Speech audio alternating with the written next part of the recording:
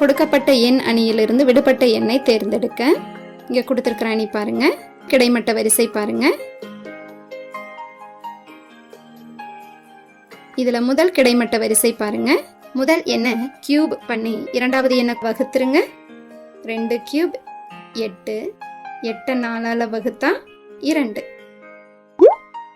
இதே அமைப்பை இரண்டாவது வரிசைக்கும் செக் பண்ணலாம். 5 கியூப் 125, இதை 5ஆல வகுத்தோம்னா 25. இதே அமைப்பை மூன்றாவது வரிசைக்கும் பயன்படுத்துங்க. 6 கியூப் 216, இதை எதால வகுத்தா 27 கிடைக்கும்னு பாருங்க.